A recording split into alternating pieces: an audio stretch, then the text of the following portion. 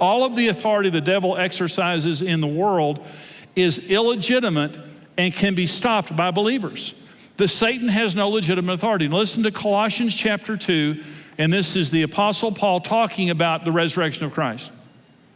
Having disarmed principalities and powers, he made a public spectacle of them, triumphing over them in it.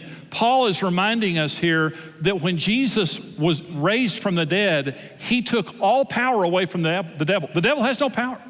The only authority the devil has is the authority that we let him have.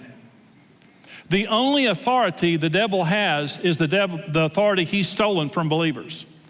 He's been disarmed, and not only has he been disarmed, Jesus made a public spectacle. When Jesus was resurrected, he took the devil and every demon in hell and paraded them through the heavenlies and said, this man has no more authority, he's a loser, and he's been assigned to hell.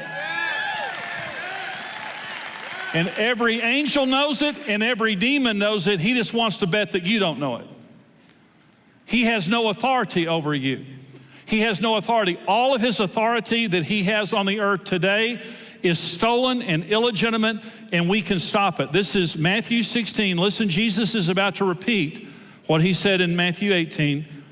Matthew 16, this is the first time the church is mentioned in the Bible. I also say to you that you are Peter, and on this rock I will build my church, and the gates of hell, Hades, shall not prevail against it, and I will give you the keys to the kingdom of heaven, and whatever you bind on earth will be bound in heaven, whatever you loose on earth will be loosed in heaven. Here we have Jesus repeat what he said, or actually this is the original statement here. It's then repeated in Matthew 18, and Jesus says this to Peter, now Peter, you said that I'm the Christ, the Son of the living God, and upon that confession I'm going to build my church, and I'm going to give you the keys to the kingdom of heaven. And whatever you lock on earth will be locked. Whatever you unlock on earth will be unlocked. And by the way, they didn't have cars back then. A key was for one thing, that's a door or a gate. And Adam and Eve were the gatekeepers of the earth. The devil came, knocked on the door, tempted them. They opened the door. He came in, destroyed mankind. Jesus comes back and said, I'm redelivering the keys of the earth to you, Peter, and to my church.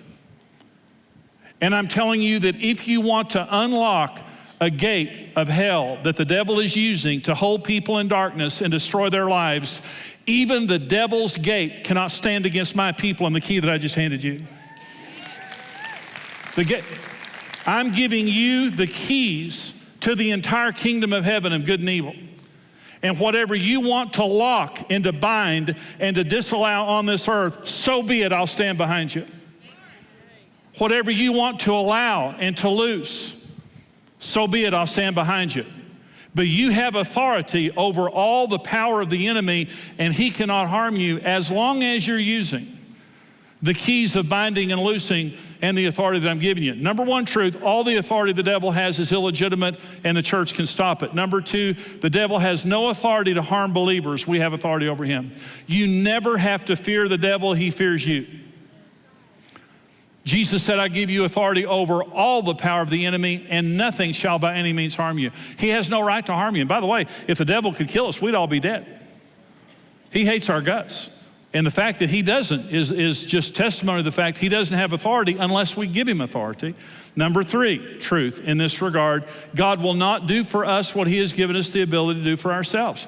God has given us authority to live safely as his family, but we have to be the gatekeepers of our own lives. And I want to talk about the gatekeeping responsibilities that we have in two ways, personal and as parents. Because there's two ways that we keep the gates of our lives, and there certainly is national and other levels of this, but I want to focus this on personal and family. I want to talk about being the personal gatekeeper of your life. And to help you understand, there are 7 gates into your life. Every person. There are 7 gates that the devil or God will use to do good or bad things in your life. Let me go through these. There's the eye gate. Now we all know Jesus said that the eye is the lamp of the soul. And if the eye is good, the soul is full of light. If the eye is bad, how bad is that darkness? That's what Jesus said in Matthew 6. There's the ear gate. Jesus said in Mark 4, be careful what you hear. The ear gate is where words and music and sounds come in to our lives that can impact us in a huge way. And right now, I'm accessing your ear gate because you've come and offered it here in church. That's a good thing. So there's an ear gate. Number 3 is the mouth gate. The word spoken, food and drink consumed. And this, by the way, Proverbs 18:21 says the power of life and death is in the mouth. This is the most disproportionate gate in our lives, because what comes in and out of this gate will have more impact on our lives than almost anything else. Number 4 is the mind gate. We have a gateway into our minds. Beyond our eyes, ears, in a dark room with our mouth closed, we can open our mind gate. And we can have imaginations, we can have deceptions, we can have, all different kinds of things, but our thoughts, our ideas, our imaginations and beliefs come through our minds, and we control that gate. The spirit gate, this is faith or unbelief, submission, rebellion, what I'm gonna do spiritually in my life. And by the way, Jesus says in Revelation 3:20, behold, I stand at the door and knock. He's talking about the door of our spirits. If any man will hear my voice and open the door, I'll come in and dine with him and he with me. This is talking about the act of salvation. Jesus will not access the door of our life without our permission, because that's his nature. He recognizes us as the gatekeeper of our own spirit, and he says, my desire is to come into your life, but you'll have to open the gate for me to come in, okay? Our spirit gate. Number 6, our flesh gate. And this is our sensuality, our sexuality, our physical needs, desires, and wants, both on a legitimate level and also on a sinful level, whichever door that we open. But our flesh is an entry point. Okay, number 7 is our emotion gate. Emotions and attitudes in response to life and people and things like that. And so I decide everything that comes into my life through those 7 gates. Listen, who you are today has been decided by you and what gate you opened. Your mom and dad didn't do it. God didn't do it. God doesn't decide how you feel. God doesn't decide what you think. God doesn't decide where you put your eyes or your ears. Neither does the devil, neither do I. We all are responsible for the gates of our lives. And everything in my life right now, I allow to be there. And the things that are not in my life are not there because I disallowed them. Binding and loosing made me who I am right now, good or bad. And so when God gives us authority, and he said, I give you the keys to the kingdom of heaven. Whatever you bind on earth will be bound in heaven. Whatever you loose on earth will be loosed in heaven. The first responsibility that we have with that authority is to manage our lives in the 7 gates of our lives. And I've got to understand where I put my eyes, where I put my ears, where I put my mind, where I put my mouth, where I put my spirit, my emotions, and everything else has a phenomenal impact upon my life and my safety in who I am.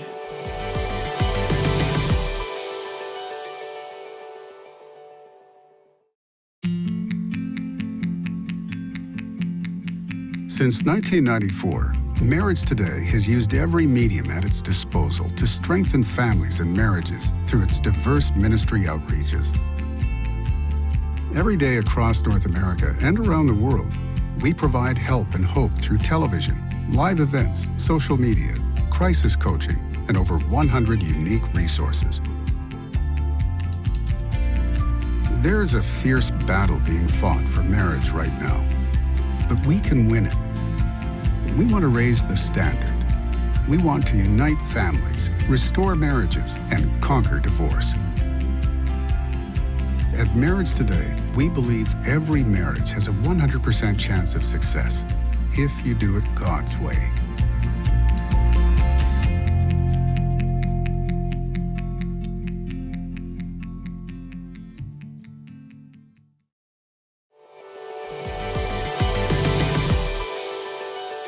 Ephesians chapter 4, this is verses 26 and 27. The Apostle Paul says, be angry, but don't sin. Do not let the sun go down on your wrath, nor give place to the devil. Go ahead and be angry. God gets angry. Nothing wrong with anger. But don't sin in your anger, and don't stew on it and let that become bitterness and unforgiveness by going to bed on it. So be angry, but don't sin. Don't let the sun go down in your anger, or you'll give place to the devil. The word place is the word topos in the Greek language, and it just means location, foothold, a place in your life for the devil. The word devil there is diablos, which means slanderer. He's gonna come in through your anger that you didn't take control over. He's gonna use that as an opportunity to come in and accuse your wife, your husband, your parents, your friends, everyone that you have anger toward until he's destroyed relationships. Now I want you to listen to me for just a minute, because this is something that I know as being a pastor for 32 years and a marriage guy who's helped a lot of people in marriages. That gate has destroyed millions and millions of lives and homes. How many couples have been destroyed by anger? That they wouldn't forgive, that they wouldn't talk it out, they justified unrighteous actions because they were angry. How many relationships have been broken? How many families have been destroyed? How many nations have been destroyed through that gate right there? Through hatred, through bitterness. We are the keeper of our emotions. And the devil is looking for someone who will open a doorway of bitterness and unforgiveness so he can come in and do his work of slander, so he can destroy our families and destroy our relationships and destroy our society. And this is what we see in the world today. And no one decides how I feel except for me.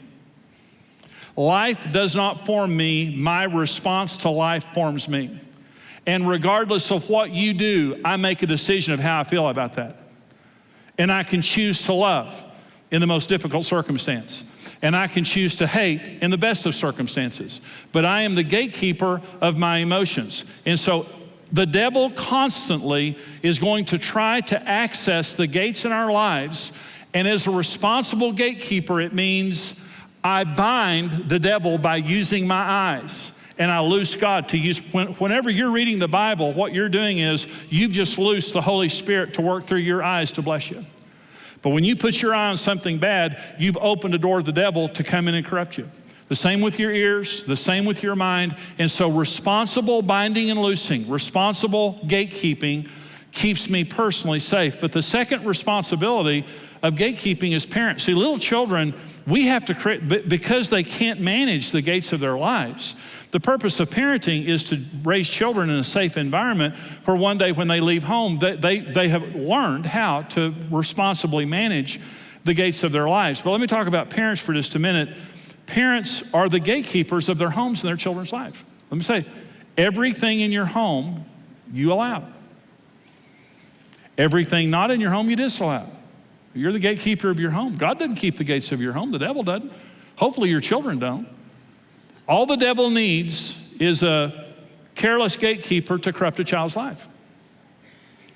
He just wants a parent who doesn't understand that they're responsible for keeping the gates of their child's life. Let me talk about the 5 gates of a child's life that a parent must diligently keep watch over. And you're totally responsible for these 5 gates. Number 1 is the God gate. The first responsibility of a parent is to lead your child to God. In fact, God put his image on Adam and Eve in Genesis 1 and then commanded them to multiply. They weren't ready to multiply until they bore the image of God. The number 1 responsibility that I have as a parent is to lead my child into an understanding of who God is, the love of God, and the truth of God, so that at the earliest age possible, they receive Christ into their lives. And then from that point forward, we're discipling them in their faith. Okay. Taking them to church, reading them the Bible, praying with them. The number 1 thing that I do is I watch the God gate of my child's life. And I think that every parent should raise their children in church. I'm preaching to the choir here, but I'm saying church is very important. The Bible, godly disciplines in a child's life, that is the parent's responsibility. Number 2 gate in a child's life is the entertainment gate.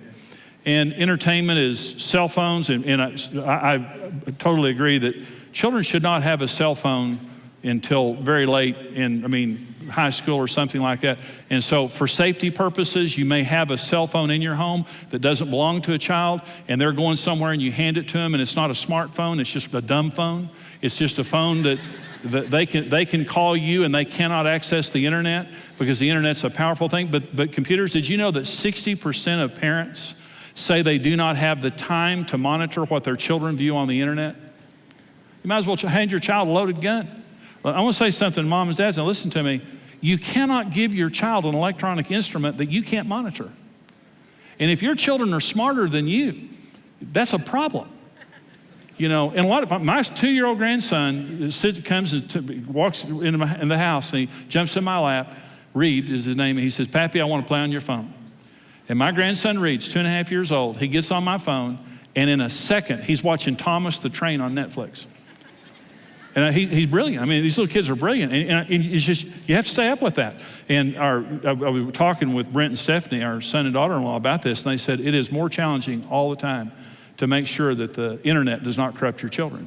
But you can't do, we have to monitor their entertainment. Social media, music, videos, video games, so critical that we monitor children's video games and things like that. There's never been a world like ours today where from an outside, someone can come inside our home that we would never allow through the front door. But they do it through electronics.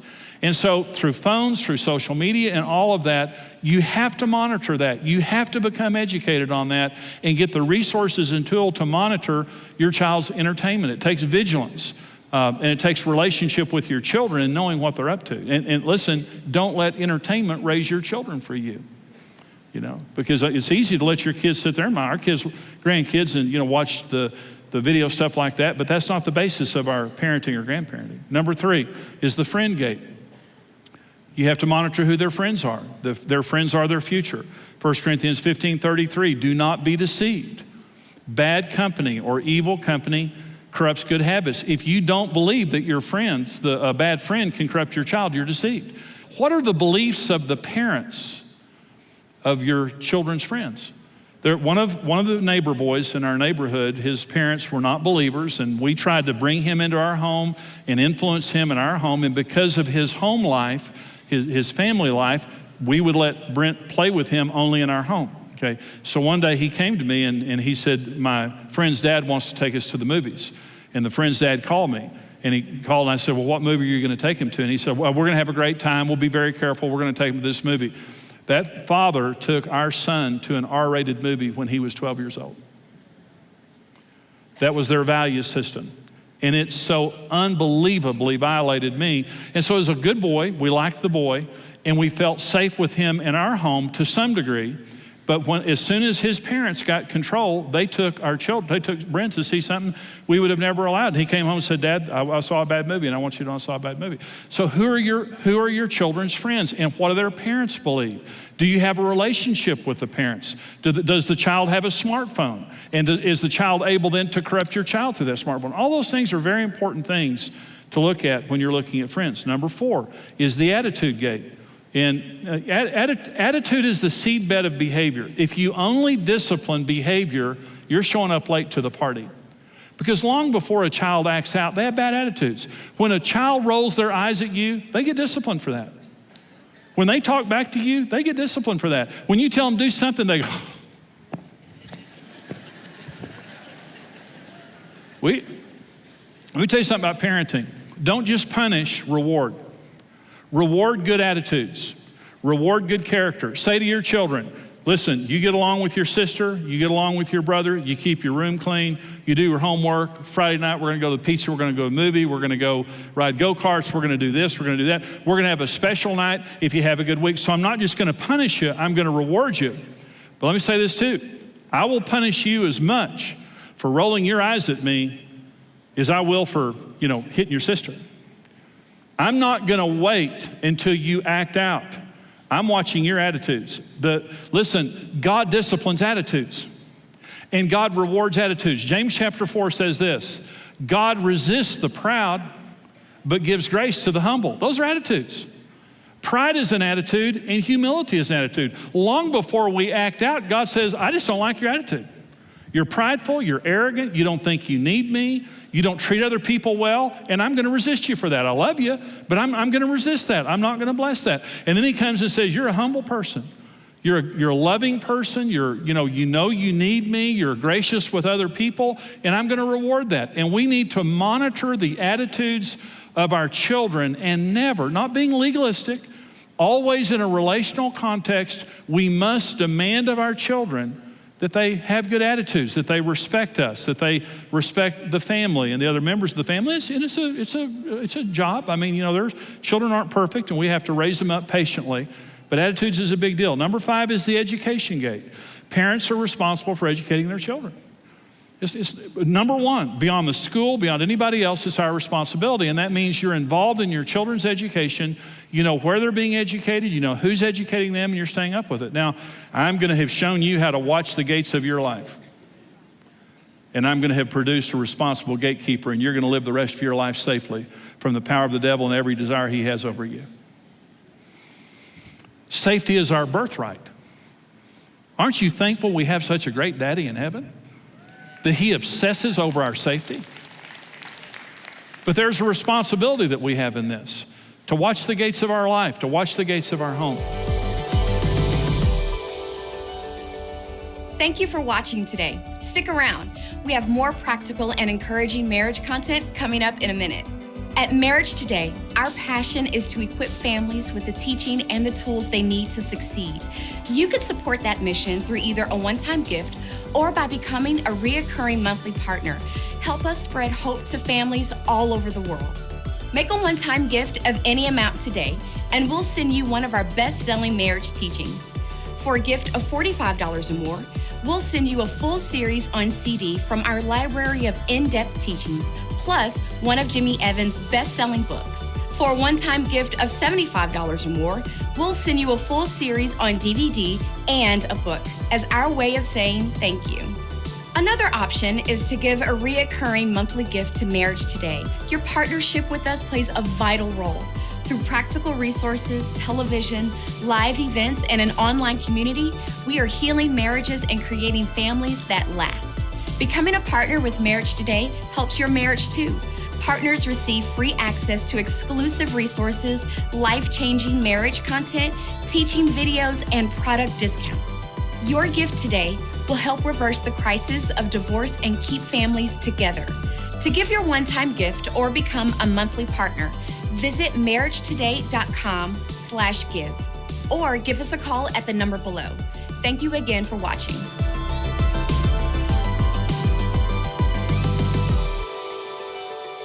Hey, we're Dave and Ashley Willis with Marriage Today, and we're continuing the conversation on having the kind of family that God wants us to have, a God-built family, and specifically today on having a safe family.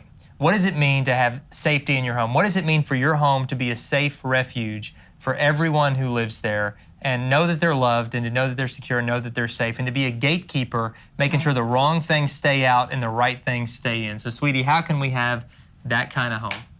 Well, I think first and foremost, we have to remember that we have the power to control our emotions, because I think sometimes things like anger can come in and they can totally just destroy our family. It can change a good tone. You know, you can be having a good day and that can just change it into a really bad day. And anger really shuts down conversations too, between a husband and wife and between a parent and a child. And so we really have to rein in our emotions. And if we're having a day where we're just feeling angry and we're frustrated, we need to take a time out for ourselves. You know, we give our kids this sometimes, but sometimes parents need a time out. Oh, yeah. And we need to go in the other room, we need to pray, we need to blow off steam and just kind of let ourselves calm down enough so that we're not gonna make our family feel like we don't love them, because that's really what it does. It makes them feel like we don't love them.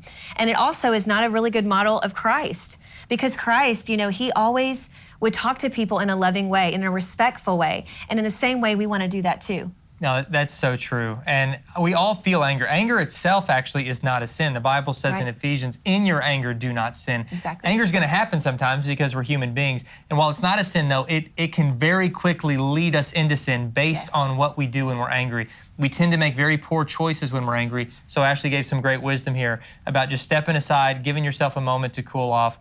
And if you blow it, like I've done countless times, all right? I've snapped at the kids, I've yelled, I've like lost it over, you know, whatever silly thing.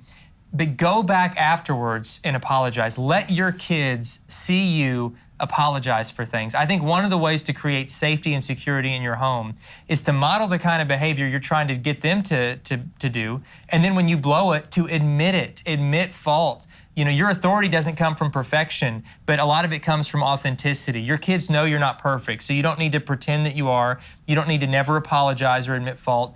But you're going to gain so much more credibility with them, especially in the long term of your relationship, by saying, you know what, Daddy was wrong. I may have believed what I said. My position wasn't wrong, but my disposition was wrong. The attitude I had when I told it to you or when I yelled at you, that was inappropriate, and please forgive me. I'm going to try to do better next time. And that can create some really, really strong bonds of trust and security Yes. in the family. You know, it's so true because there's going to be times when our kids blow it. And maybe even like Dave said, maybe their position is not wrong, but their disposition is wrong.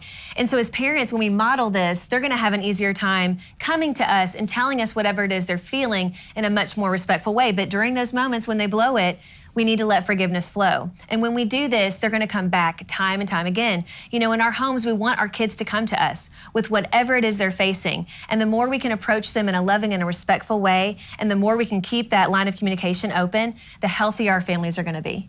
That's so true. And another way to keep safety and security in your family, and kind of taking a different direction, but an important one, is that you do need consistent guidelines. Absolutely. You know, rules are important. Now, rules by themselves aren't enough. I've heard Dr. James Dobson say rules without relationship leads to rebellion. Yes. You have to have the rules, but you have to have a relationship too. But you have to have consistency with it, to live it out. Say, in this house, kind of here are the ground rules. They're here to be guardrails to protect us, to keep us heading in the right direction and to keep us from veering into oncoming traffic and hurting ourselves and others. But then be consistent and be clear. A lot of times when kids don't feel safe, it's because they don't know what's expected. They don't know what the standard is. And so I think we have to be clear on that, and we have to ultimately point back to the authority of God's word as our ultimate standard for everything. And that gives an enormous amount of security to every part of our life. It's so true, sweetie. Thank you guys so much for joining us. We would love to hear from you, so please join the conversation at marriagetoday.com. Have a great day.